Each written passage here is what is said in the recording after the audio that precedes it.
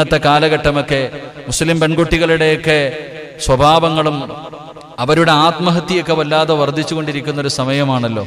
അപ്പോൾ അതുകൊണ്ട് ഇൻഷാ അല്ലാഹ് ഈ സമയത്ത് നമ്മുടെ പ്രിയപ്പെട്ട സഹോദരിമാർക്കൊരു മാതൃകയായിട്ട് മഹദി ഫാത്തിമ ബീബി റളിയല്ലാഹു തആല അൻഹ ആ മഹദിയുടെ ചരിത്രം നമുക്ക് പഠിക്കാം. അള്ളാഹു നമുക്ക് ഭാഗ്യം നൽകി അനുഗ്രഹിക്കുമാറാകട്ടെ.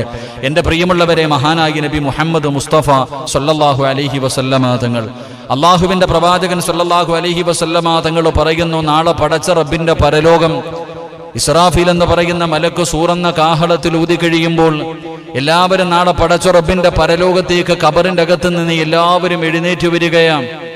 അള്ളാഹുവിന്റെ കോടതിയിലേക്ക് എല്ലാവരും ഇങ്ങനെ എഴുന്നേറ്റ് വരും.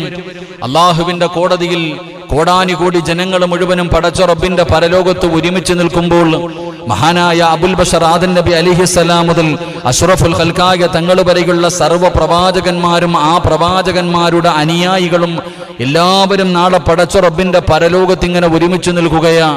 അള്ളാഹുവിന്റെ കോടതിയെക്കുറിച്ച് പരിശുദ്ധമായ ഖുർആനും മഹാനായ പ്രവാചകൻ സല്ലല്ലാഹു അലൈഹി വസല്ലമ തങ്ങൾ നമുക്ക് പരലോകത്തെക്കുറിച്ച് പരിചയപ്പെടുത്തി തന്നിട്ടുണ്ട്.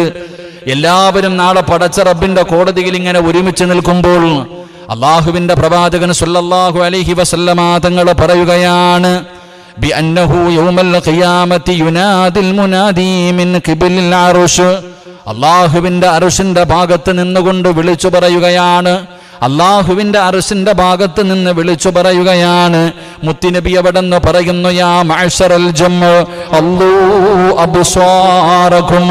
അള്ളാഹുവിന്റെ അർശിന്റെ ഭാഗത്ത് നിന്നുകൊണ്ട് പടച്ച റബ്ബിന്റെ അർശിന്റെ ഭാഗത്ത് നിന്ന് വിളിച്ചു പറയുകയാണ്, മഅ്ശറയിൽ ഒരുമിച്ച് കൂടിയ ജനങ്ങളെ, നിങ്ങളെല്ലാവരും നിങ്ങളുടെ കണ്ണുകളൊന്ന് ചിമ്മാൻ. അള്ളാഹുവിന്റെ പരലോകത്ത്